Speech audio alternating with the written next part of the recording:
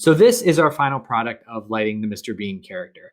Again, I'm going to take you through the process of how to download it and all the assets that we needed for this. And then I'll talk you through how each of the lights were created and how just basically what my visual goal for this overall project was.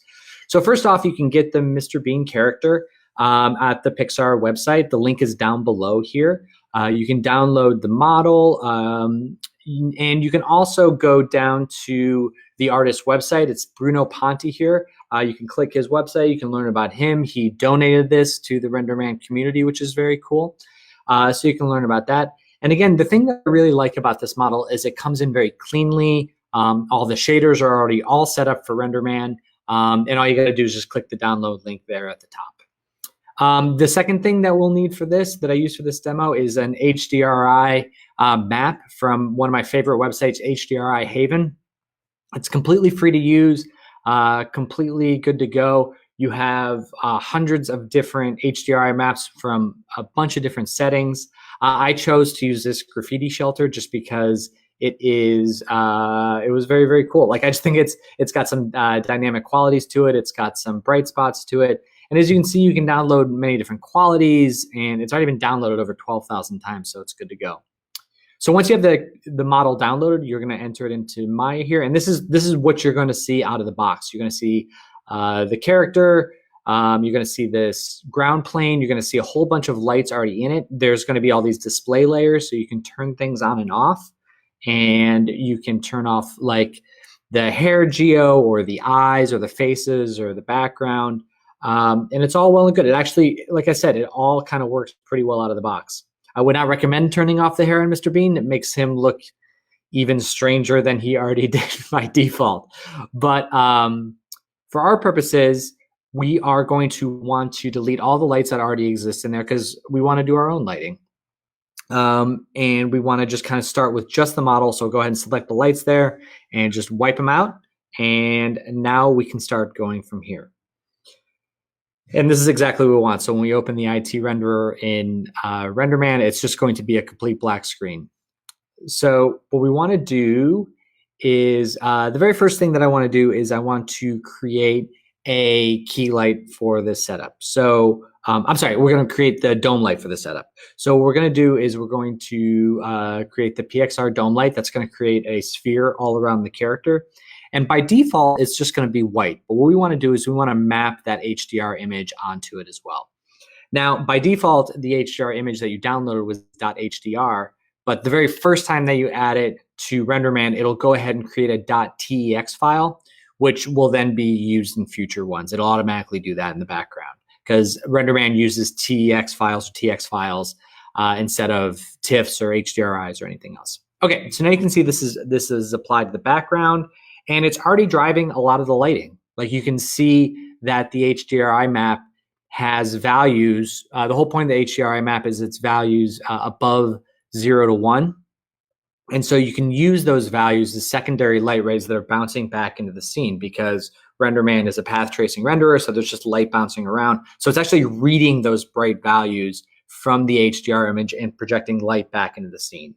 Now, some people use it as their main light source. I kind of want to use it as just like a fill or like a skylight. So I'm going to tone down the exposure on it and also turn off the primary visibility because I don't want it displaying in my actual renderer. I just want it affecting the lighting source there. So again, you can see that we've got it mapped in there. We've got it all set up. And now what we're going to do is we're going to want to start creating lights like our key light. So we can see we've got that big door to the right. So what I'm going to do is create a rectangular light to mimic the light coming in that door. So by default, it starts off at the origin. By the scale of this image, it's very large. I'm sorry, it's very small, so you're gonna have to make it bigger. And you can see right away that the Renderman light is going to go ahead and work because when you start making it larger, it's gonna function like an actual light does, which is the larger the size of the light, the brighter it'll be, and also the softer the shadows.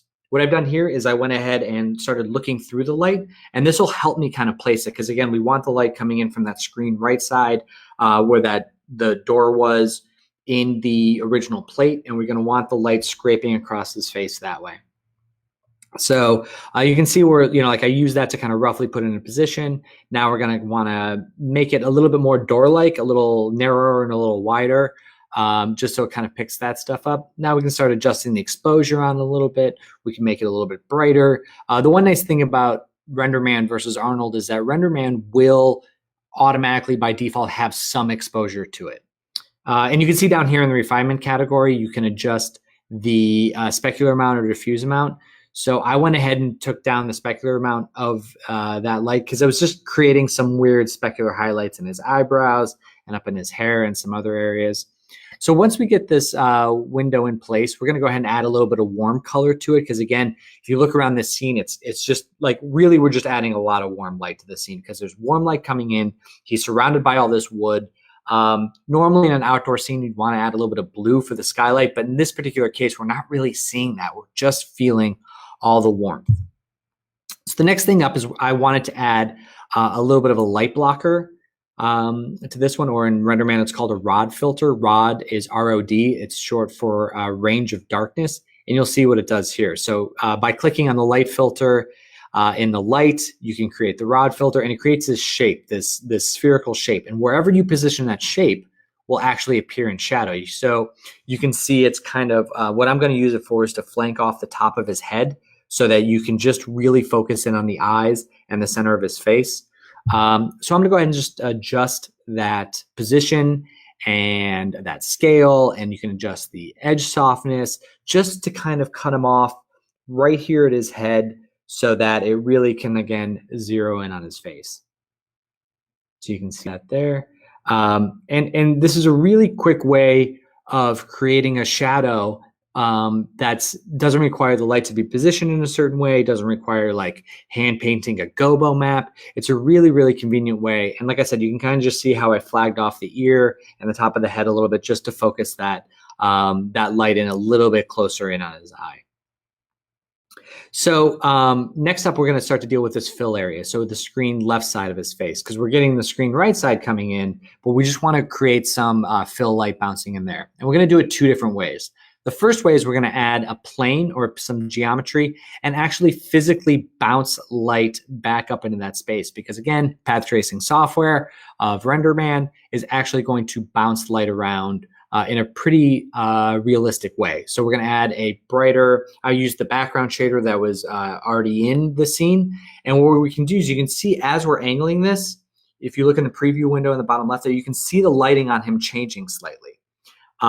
And you can start to feel the light bouncing up off of him, similarly to how it would coming up off the ground or off the ground surface.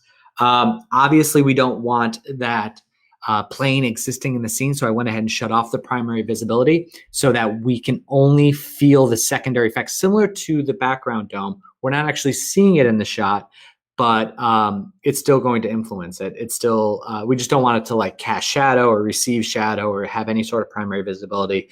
We just want it for its secondary light contribution.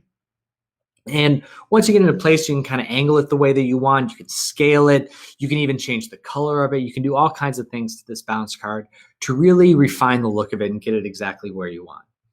The problem with the bounce card is it doesn't really do too much of specular contribution. Again, it's pretty much just a diffuse one. So if we want to add specular contributions to the bounce area, to the fill area, we're going to have to create a light.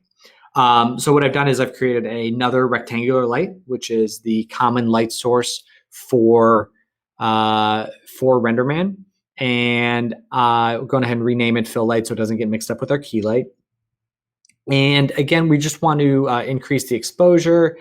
And then we want to, position the light, make it bigger, scale it up, really just get the light in the position that we want it to. Because again, we wanted to just fill in that screen left side of his face, give it that warm color. Because again, as much as I want to add cooler light to this, there really isn't much of a place to do it just because it's all warmth in, man. And it's like all warmth surrounding him. So again, I went ahead and turned down the diffuse amount. So we're just getting some specular contributions. I went ahead and left the diffuse in there a little bit just so you can get a tiny bit of variation, but really we want the variation to come in with the specularity in that area as well. So it's a combination of, again, affecting the diffuse amount, the exposure, and the specular amount in order just to get just that slight little bit of shaping in his face there. Next up, I want to create some separation in the comp between this character and the background to kind of get him to pop forward a little bit. And but we don't want it to be like too obvious. We want it to be very natural. So what we're going to do is we're going to add some rim lights. And because the light source, as you can see here, just in the GUI is, again, we've got that door off to the screen right side, but we also have some light kind of coming in from behind him. So what we're going to want to do is we're going to create a couple more rectangular lights that are going to act as our 2 rim lights. We're going to do one off the screen left side, and we're going to do one off the screen right side. And again, the purpose of this light is to help separate him from the background. And also it ties in a little bit in the background play, as you'll see once we enter the compositing phase, but it's a pretty straightforward one there. So again, same setup, position it. When I'm positioning rim lights, I don't know why I do this, but I will just jack up the intensity so that I can really, really see it, because all I'm looking for is just the position of it. I know that as I go through all these lights, I'm going to have to dial it in a little bit more. And in this particular case too, with the rim light, I kind of wanted it to focus up on his head, maybe a little bit on his shoulder, but I didn't want it to go too crazy. So I used the emission focus control of the area light to actually make it more like a spotlight. So it brings in the edges and really focuses it in on that screen left side. So again, we want to give it a little warm color. We want to adjust the exposure. We want to just like really get it in, because the one thing we don't want to do with that light is confuse it with the key light or any of the fill lights. We want it to be like a subtle variation in there. It doesn't, the thing with rim lights is that it's not always based on a source. So we want it to feel like a secondary light source. We want it to feel like it's not the primary thing. So now in this setup, I've gone ahead and duplicated the light, made it my screen right side rim light, and we're just going to go ahead and position that in the way that's just picking up the light again, because we really want to create an overall rim. If we want to increase the exposure on the right side versus the left side, just to give a little bit of variation between the rims, we could do that too. But that's pretty much how that's created. The last thing that we want to do in the render is, if you can see the very front part of his head, the front part of his hair is looking a little dull, a little flat. So I'm going to go ahead and add another plane into this to create a little bit more specular highlight, specular pickup on the top of his head there. I added a PXR constant shader to it, and I actually jacked up those values up to 5. You can also do it as you can do like a mesh light, where you can actually turn a piece of geometry into a light. But for reflections, I tend to just do it as a material value that's reflecting. If it was like a light source that was actually creating diffuse light, I would definitely do it as a mesh light. So now we're just going to reshape this plane and kind of bend it, twist it, scale it, shape it, just so it's picking up just on the front of the hair. And as you can see, again, we are going to turn off the primary visibility and also the ability to cast shadows and all that stuff, so it doesn't actually appear in the render. It's just picking up some highlights on the front of Mr. Bean's hair there. So this is our main setup of the original render. So now we've got the rim lights, we've got the hair reflection, we've got the character pretty much looking the way that we want. I want to talk for a quick second about our final render settings. So you open the render settings the same way that you'd open any other Maya render settings, just the render settings window. You want to create the current frame, because again, this is a still frame, not animated. You want to set your aspect ratio. You don't have to use 4096 by 4096, just what I use there. In the Renderman settings, you can see all the basic Renderman settings. We've also got the AOVs. So for the AOVs, I went ahead and set up a direct diffuse, direct specular, indirect diffuse, and indirect specular, and subsurface, and a Z pass in case I wanted to do some depth of field. Feel free to add whatever AOV pass you would like to give you the control that you would need. But one additional AOV pass that you may want to add into that is, again, you can do a normal pass if you want to add some normal values from there. But the other one that I wanted to add is the crypto mats. And we have, again, in TDU Live, we talk about installing crypto mats. But in Renderman, you can go into the sample filter here, right-click the menu option there, and then select PXR crypto mat. And you can select how the crypto mat is being pulled. You can either be based on the path, on the name, on the attribute. What I did was I created this one that's based on the path, appended the name of it because it actually goes off as a additional render pass as path. And just to add that suffix, because as you can see here, I'm going to create another crypto mat, go into that render settings by clicking the box and the arrow and changing that name to the material. So we can select it now based on the material value. Just giving us a couple options. You can add a couple more. You can only use one crypto mat if you'd like. I just find the crypto mats to be very, very beneficial. Next up, I'm going to talk about the eyes a little bit. So we are going to create a special render pass just for the eyes. And in this particular example, what I'm going to do is I'm going to select that eye geo, and then we're going to go into the Renderman preset browser there.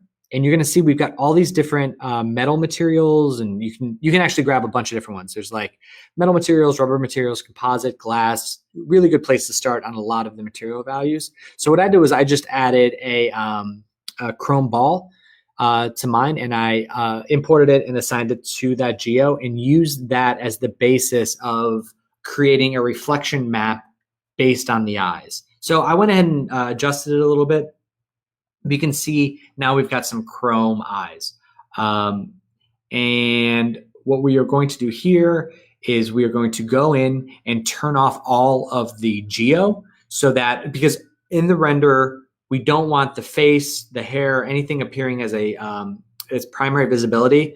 We just want to isolate it to just its influence in the reflection. So man, if you thought hairless Mr. Bean is creepy, faceless Mr. Bean is even creepier with just hair and chrome eyeballs. So go ahead and turning off all of the hair curves and everything else, just again in their primary visibility. But we are going to leave the face visible in the reflections. For the hair, I went ahead and turned that off entirely to save on render time. But the face you definitely want appearing in the reflections, so that so they can get that, and we can use that to comp in. The last element to this that we want to add is a nice circular eye ding. You can either choose to do circular eye dings, you can use a rectangular or a shape. I went ahead and just use a circle for this setup, and you can choose to add it as you fit based on, because again, the eye ding is just a reflection of your light source. So in this case, we can either choose the light source to be like the sun and it's kind of circular, or it could be like the entire door and actually be very rectangular. It's totally up to you. So now we, again, very similarly to how we did the hair spec, we apply a PXR constant shader to it, give it a higher value. And then we're going to want to go ahead and position that in a place that's going to give us a visually pleasing eye ding. So we talk a lot about how the eye dings should fall on the cusp between the iris and the sclera, or the sclera and the pupil, however you want it to look. But you can position, transform, scale, rotate that object in the 3D scene so it kind of falls perfectly on the eye. And again, for anyone that's done the animated character, the nice thing is that their eyes aren't blinking or moving around, so you can really kind of position it in exactly the place that you want it to be. So now that we've got a basic setup going, we are going to switch over into the comp here. So this is my final Nuke script. Not too crazy. I know it looks, Nuke scripts always look intimidating when you first open them up, but I promise you they're not that big of a deal. We'll go and start with the background that I used. So again, I brought in the HDRI image as the background plate. I just repositioned it. I transformed it so that the door was on the screen right side, because again, that's where we want the light source coming in. And when we did that, it's just like off screen right. So it just created these little slats behind it and a lot of black area to the left. So I went ahead and pasted it together with another background with basically itself. So I moved it over, pasted it back together. So now we have a nice background plate, and use that behind the character. If we go up to the very beginning of the character, you'll see his raw render. And the first thing that I did was I noticed like there was a little bit of a render artifact, and it was in his coat here. Do you see these like weird specular highlights? Not crazy about those. If I want, I could go back in and redo the material values and really kind of clean up, because you can see here, you can see the direct specular. This is where the problem is. I could change that in the render if I want to, but because I rendered this pretty large, it took a long time. And I've got these cool AOVs. So I've got the indirect diffuse and the direct diffuse, where the jacket is looking nice and clean and pretty and everything that we want without any of the problems. So what I did was I just shuffled out the direct diffuse, indirect diffuse, added them back together because it's a plus operation, used the crypto mat to hold it with inside the original jacket, and then I just kind of pasted it back over the top again.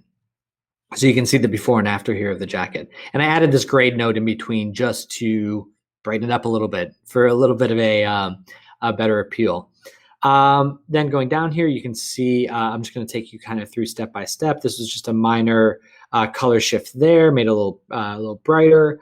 And now we're going to start getting into the eye work.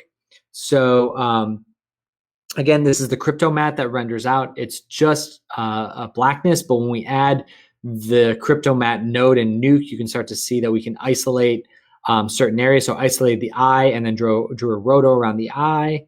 And I just made that eye a little bit darker. But you can use a combination of the reflection maps, the crypto mats, the AOVs to really, really get a good control of this in your comp. Now you can see I added some more of the eye reflections in there. So I'm just going to go ahead and zoom in here so you can start to see the base render, some eye reflections, a little bit of ding there. Again, I decided at the end of the day to use a little bit of the rectangular window. I thought that ended up looking better. And the next thing that we really want to do is add a little bit of light wrap, because you can see it's like a 1-to-1 pixel edge on the character there.